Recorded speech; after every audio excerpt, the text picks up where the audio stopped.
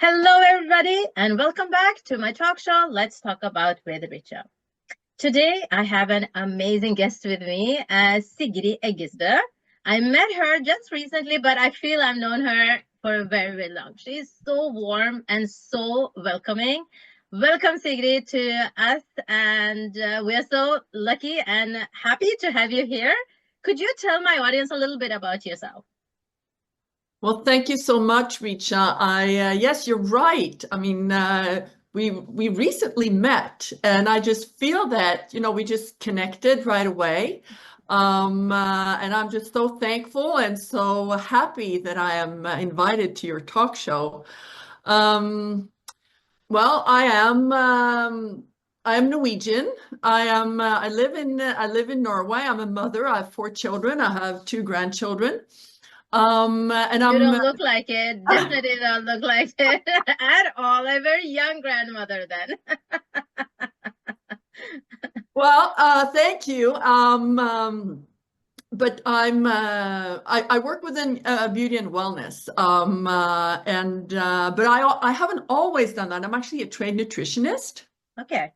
Yes, and I am within, in the business of my own, but I don't come from a family that's, have long traditions in business at all. Actually, I come from an academic family. So, but I think I've been I've kind of felt different,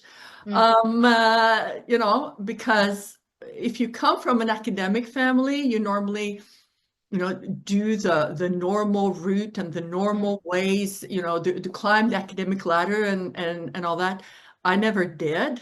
So I trained as a nutritionist, and then I started clinics actually in Oslo. That's what I've done the last 20 years actually. Wow. So yes, Wow, but I've wow. always been an entrepreneur. Pretty much, yeah. Yeah, but I think that's very exciting what you're saying, because I had another client earlier, like last semester.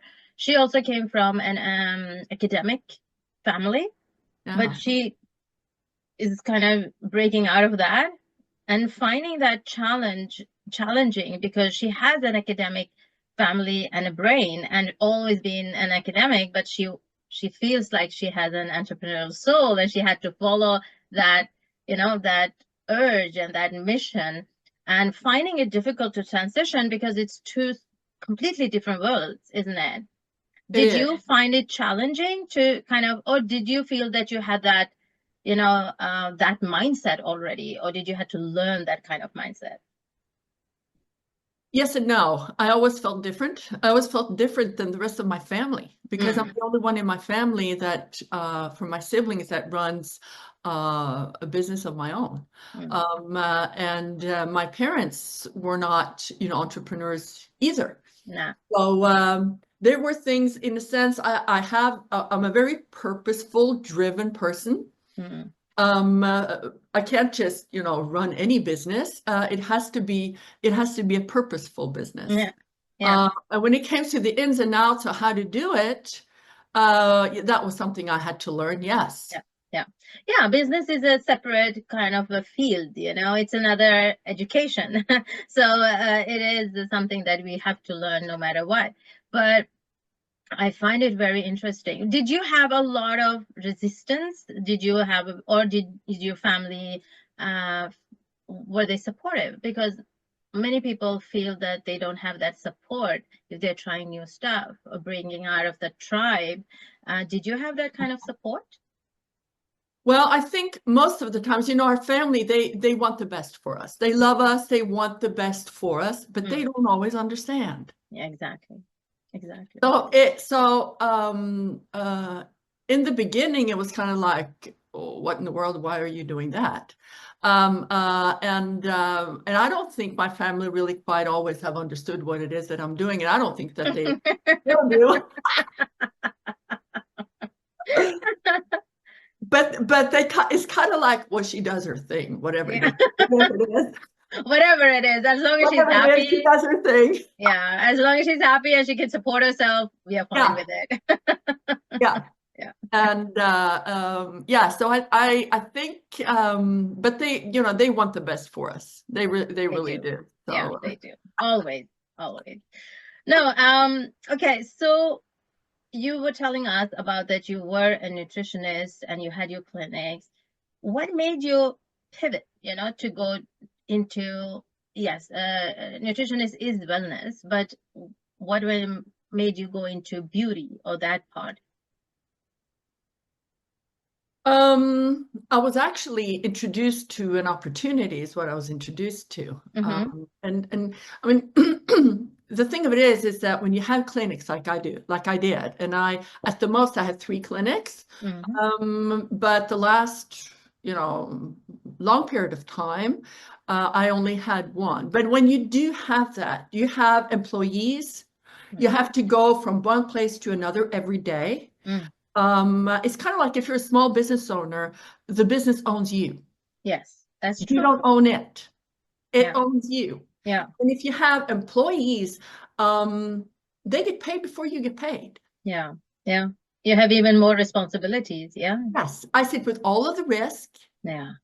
Because I have to put in the money, I have to pay the rent, I have to do all the, everything that has to do with running a business is my responsibility. Yeah.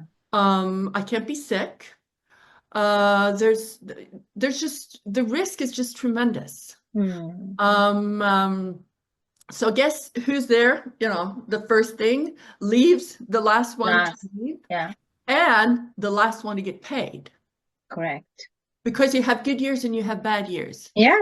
Yeah. And in the bad times, I mean, you have to pay them, their salary. Yeah. So you're the last one to get paid. So I was always the last one to get paid, but I was also, I loved what I did, but it came to a point where I thought that it's too stressful. Yeah. And the money doesn't match, the work hours and everything that I put into it. Yeah. No. And so therefore I had a sidekick. I mean, I had this opportunity that somebody introduced me to, and I had it as a sidekick for a long, long time. I wasn't all that interested in beauty, really. I was just interested in wellness. I mean, I thought, I look all right. I don't have the big thing, but then I saw that there was something here. That well, first of all, it's a huge business, but there was something there that I was curious about. And I decided to get into it, and I had it as a sidekick for the longest time. I mean, almost like 10 years or so. Really? Okay. Yeah. And then COVID came. Yeah, COVID forced a lot of people to change. It really did. And so when COVID came, we were shut down. Your clinic was shut down. My clinic was shut down. Luckily, at the time, I only had 1 clinic. But, all the expenses run, but you don't have any income. Yeah. Kind of like slitting your wrist because you don't have the income.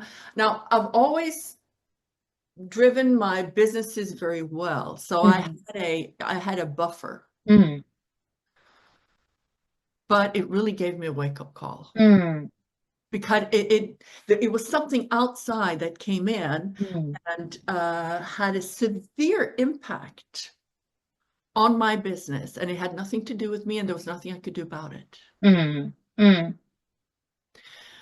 So at the time, I thought, oh, everything that I've been working on the last 20 years, because this is 20, right? So the last 20 years is just going to go completely down the drain. Yeah. And then I thought, I have this sidekick. And that was within the beauty and wellness. And so and that was something I could run online. Yeah. That was something I didn't have to be at a certain place or time. I could, it gave me choices So I started that up during the pandemic and during that COVID time. And during that 1 year, what had been my main source of income became my sidekick, and my sidekick became my main thing. Yeah. Yeah. Nice. Amazing. What a beautiful story. I think it's so important to take from this that it's okay to do many things, and it is always good to have multiple income sources because you never know when, which one will give you the most income, what time. So it's beautiful. Thank you for sharing that. Thank you for sharing that. That's amazing. It's so Yeah. inspiring, for many people who does a lot of things, and have multiple income sources. You always hear from coaches that you should focus on one thing. And I do agree with it. If you're building something new, you have to take out time to build it and focus on it. But it's good to have multiple income sources because you never know when another pandemic will come. Not that I'm hoping it will come soon, but you never know. No. There are outside forces you can never predict, no matter how much how financial analyst you can do, expert you can be. There are certain things you can never predict. So I think it's amazing. So it sounds amazing that you took your sidekick to become your main source of income. Yeah. And now you have a lot of success with it. You're building your business. You're having a good team. As I understand, you're building a lot of good teams and you're spreading your business. I want to know, how do you define success? How do I define success?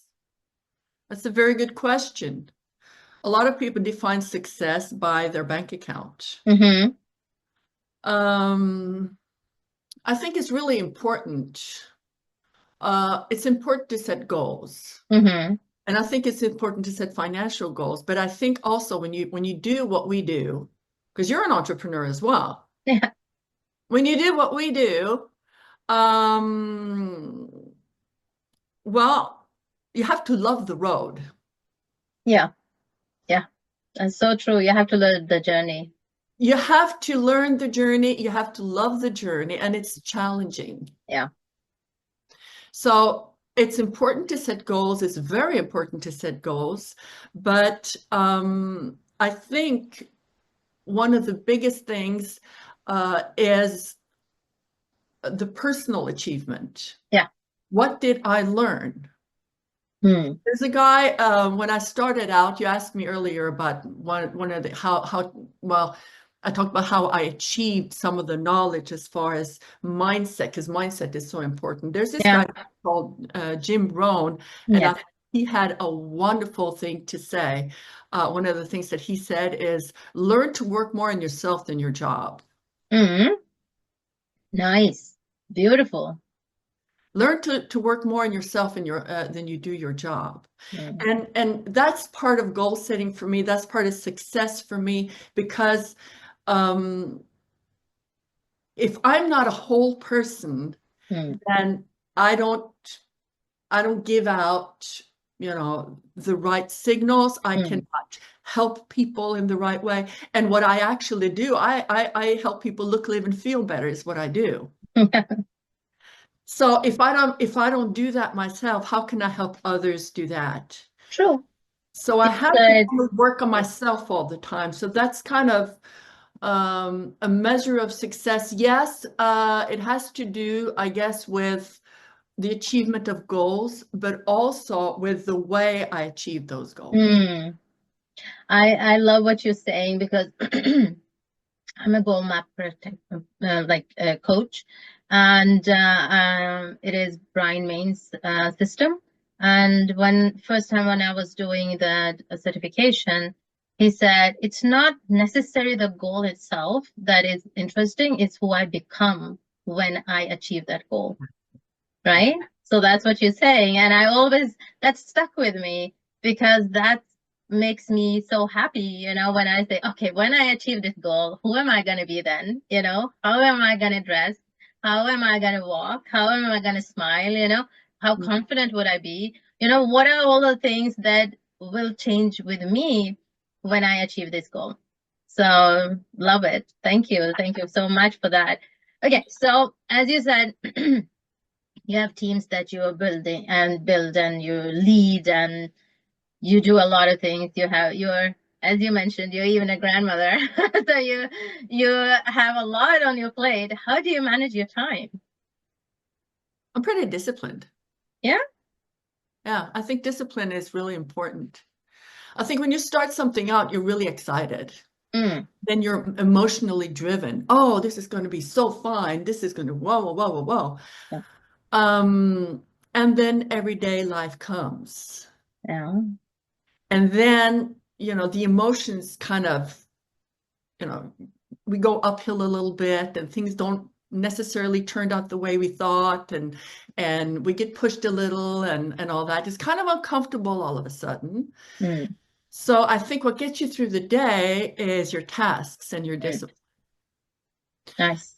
So I usually get up early. I'm usually up between 6 and 6:30. Also, sometimes on the weekends, actually quite early, because I don't have work days and weekdays in a sense. Okay. I mean, it's not that I'm always working. Well, when I'm driven, when I'm doing something that's very important for me, then yes, I'm working. My mind is working all the time, but I'm usually up early. I did some reading, I did some meditation, I pray, because we have to get some input from somewhere. So I do that. I kind of have that early in the morning when no one is awake. And then I start doing some of the tasks that I have to do. I usually go to the gym. I have to admit, I haven't been so good with that. Normally I do. I go to the gym, and then I do a little work after that as well, depending on what I do, and I help people out. Yes. So I manage my time pretty, I'm pretty set with things that I do, and at what time I do them. So, I think that's what most of them say, that it is so important to be disciplined with your time. It is very important to find that routine. And yeah, and I love what you say, that you always need some new input in order to stay focused and motivated and inspired for what we can achieve. Definitely. So you are in health and wellness and beauty, but do you have like specific routines to stay healthy that you want to share with us? Well, I am a nutritionist, so my diet is pretty good. I stay away from ultra processed foods, and I mean I eat whole food. I eat real vegetables, I eat, real meat. I prepare my meals. So yes, I'm fairly focused when it comes to that. Because we have to take care of our bodies. Our bodies are the house that we live in. Yes. So if the house is not working so well and it's got a problem, then it's not a good place to be. So we need to take care of our bodies. So nutrition is important. I also have, like my workout routines. And I make sure that I'm outside, every day. I have to go outside every day. No matter weather, like storm or rain or. Well, most of the time I actually do. Yeah. But how long I stay outside. Well, that's different. Varies, that's different. Yeah, that varies. Yeah. I mean, of course. Yeah, I think it's important to go out and touch the ground and kind of, do some activities outside, whether it is to go for a walk or whether it is mowing snow, in the wintertime, or whether it is, looking at my, my flowers outside, or whatever it is. We have to be outside. We have to kind of, or I have to, be exposed to daylight, weather, to the nature, to the outdoors, actually. I kind of I don't live in the middle of the city, so I have, the woods right beside me. So I normally do that, or sit outside, with a cup of coffee, or Yeah, that's beautiful. That's so beautiful. I like to walk outside, but now I just recently had this wellness coach. I took her program, and she was like, you have to be outside at least 10 minutes every day. Try 20 minutes so you get the daylight. You need the daylight, And before that, I could go actually a few days inside. If it was snowy and cold and slippery outside, I wouldn't go out. I was like, okay, I'm happy inside. My Indian DNA is refusing to go outside. Just, make that as an excuse and say, you know what, I'm not Norwegian. I'm for the winter. I'm not going outside, And if I'm outside, I would make sure that I'm going in my car, that I don't have to, but I'll do my exercises. I'll stay inside and do yoga, walk on the treadmill, lift whatever I need to lift. And then, so I make sure that I am moving. But if I don't have to go outside in a stormy weather, I'm not going outside. No. That's very understandable. And also if it's way too cold as well. But no, I know. But I hear you because you're the second person just recently have told me that, or suggested that we have to be outside in the nature. So maybe, but we are lucky. We are moving towards summer now, so I'm definitely going to be more outside. So do you have any specific advice for people who are just starting their business, or looking for opportunities, or thinking of, or has a side hustle but not focusing totally on that, so they become like continuously in a startup phase? Well, I think one of the first things you have to look at is what do you want to achieve with this? What do you want? Yeah. And if you're just going to look at it, a business, we're talking business now, there needs to be a market for it. Yeah. Is this something that you just really like, a lot? Or do you think that maybe other people might want this? So you have to think about, broader than just yourself. So basically what I'm saying, is there a market? Is there a demand for it? Because if there's not a demand for it, it's going to be really hard. And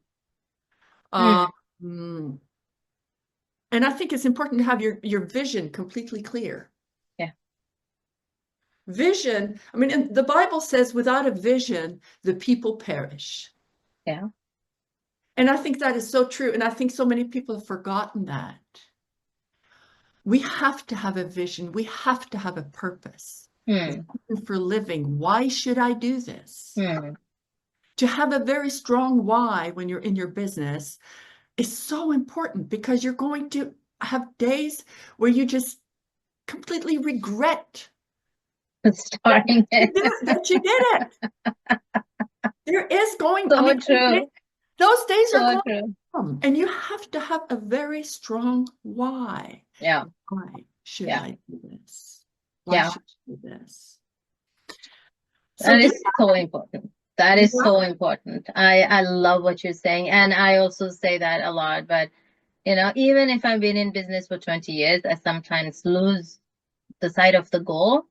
Yeah. And especially when I can't achieve it the way I want to achieve it, I can be like, why am I doing this? Yeah. But then I go back to my why, and because it's so strong, I get back on track and I say, okay, this didn't work. Let's try something else, So this is so important to have that why. Yeah. And goals is so important. Where do you want to be and when do you want to be there? Because if you don't have that, then it's just a dream. True. And dreams are important, but you have to put action into what you do. Yeah. So get organized, Mm. disciplined, take, you need to take action. Mm.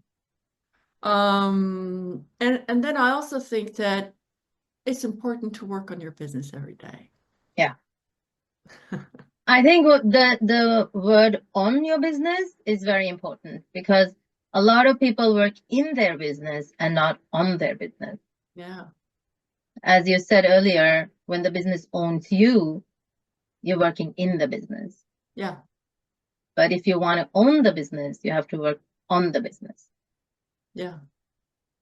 Yeah, that is so true. So, but you, Sigrid, have a lot of opportunities. You actually offer new opportunities to people who want to, maybe they don't know what they want to do or how they want to start, or they just know they want to do something, you know? And so tell us a little bit about the opportunities to work with you. Well, like I said earlier, I help people look, live, and feel better. And the opportunity that that came across to me at one point that I'm actually, giving out to other people is basically an opportunity where you can decide yourself how big or how small your business is going to be. Mm. You can work out from a platform and you can design it whichever way you want. Mm. It doesn't cost anything. That's one of the biggest things there is. One of the biggest aspects when it comes to business is the aspect of risk. Mm. So this doesn't cost anything. Basically, you just, because everybody brushes their teeth, everybody washes their hair, everybody showers, and if they don't, they really should.